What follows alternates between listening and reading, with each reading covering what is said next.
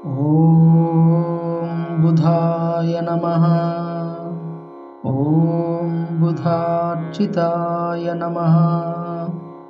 ॐ सौम्याय नमः। ॐ सौम्यचित्ताय नमः। ॐ शुभप्रदाय नमः। ॐ दृढव्रताय नमः।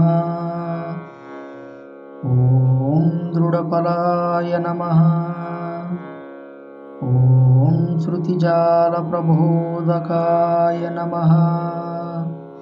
ॐ सत्यवासाय नमः। ॐ सत्यवचसे नमः। ॐ श्रेयसां पतये नमः। ॐ अव्ययाय नमः।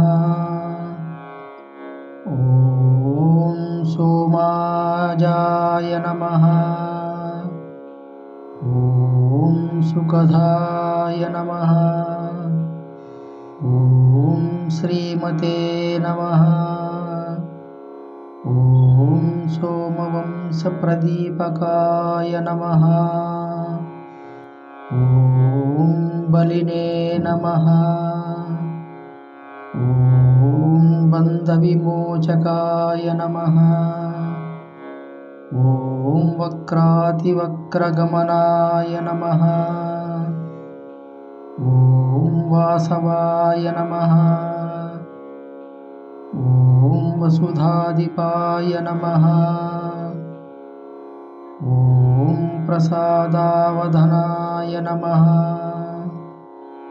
ॐ वन्द्याय नमः। ॐ वरेण्याय नमः।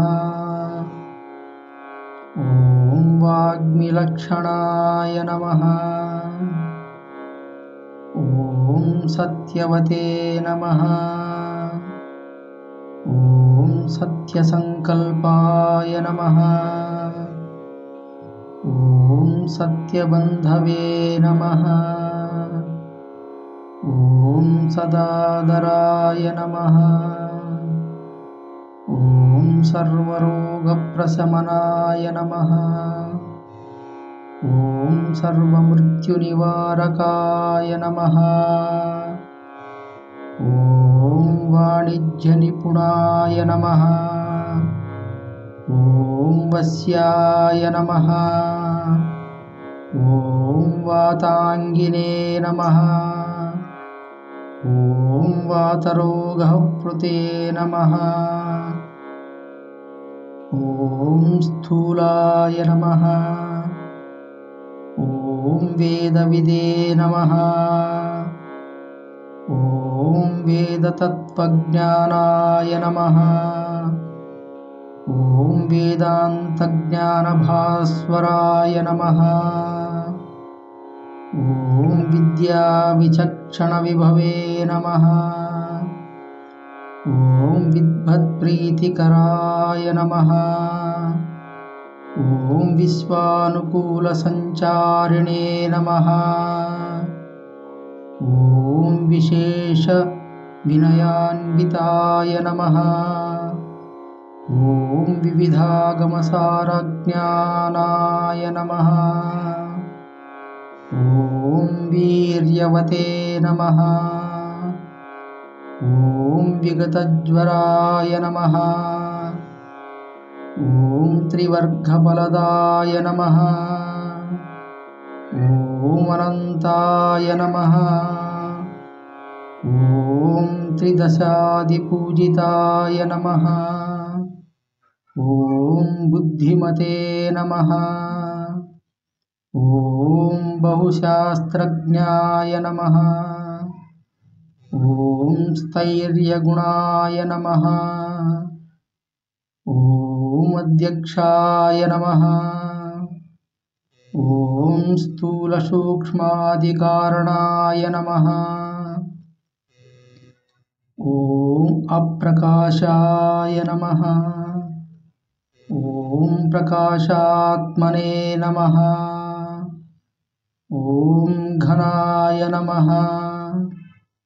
ॐ भक्तवत्सलाय नमः। ॐ गगनभूषणाय नमः। ॐ विधिस्तुत्याय नमः। ॐ विशालाक्षाय नमः। ॐ विद्वज्ञनमनोहराय नमः। ॐ चारुशीलाय नमः। ॐ सर्वप्रकाशाय नमः। ॐ चपलाय नमः। ॐ चलितेन्द्रियाय नमः। ॐ उदग्नुग्माय नमः। ॐ मुखास्तखाय नमः। ॐ मगधाधिपतये नमः। ॐ हरये नमः। ॐ सौम्यवत्सरसञ्जाताय नमः। ॐ सोमप्रियकराय नमः। ॐ सुखिने नमः।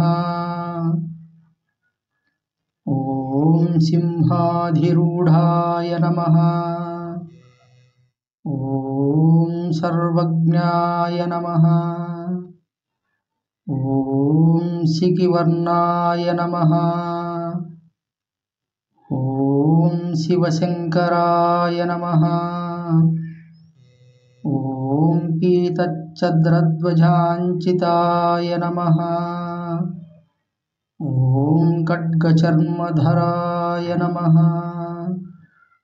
ॐ कार्यकर्त्रे नमः। ॐ कलुषहारकाय नमः। ॐ आत्रेयगोत्रजाय नमः। ॐ अत्यन्तविनयनाय नमः। ॐ विश्वपावनाय नमः।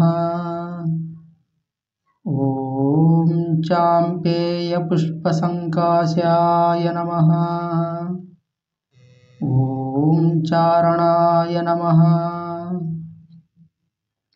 ॐ चारुभूषणाय नमः। ॐ वीतरागाय नमः। ॐ वीरभयाय नमः। ॐ विशुद्धकनकप्रभाय नमः। ॐ बन्धुप्रियाय नमः। ॐ बन्धमुक्ताय नमः। ॐ भानुमण्डलसंस्थिताय नमः। ॐ आर्केशानप्रदेशस्थाय नमः। ॐ तर्कशास्त्रविशारदाय नमः। ॐ प्रशान्ताय नमः। ॐ प्रीतिसंयुक्ताय नमः।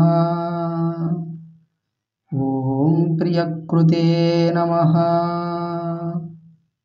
ॐ प्रियभाषणाय नमः। ॐ मेधाविने नमः।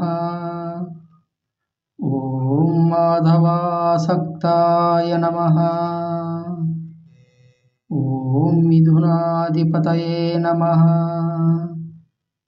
ॐ सुदये नमः। ॐ कन्याराशिप्रियाय नमः। ॐ कामप्रदाय नमः। ॐ घनफलाश्रयाय नमः। ॐ पीतवशुपुषे नमः। ॐ पीताम्बराय नमः। इति बुध अष्टोत्तरशतनामावलिं समाप्तम्। इति श्री बुध अष्टोत्तरशतनामावलिं सम्पूर्णम्।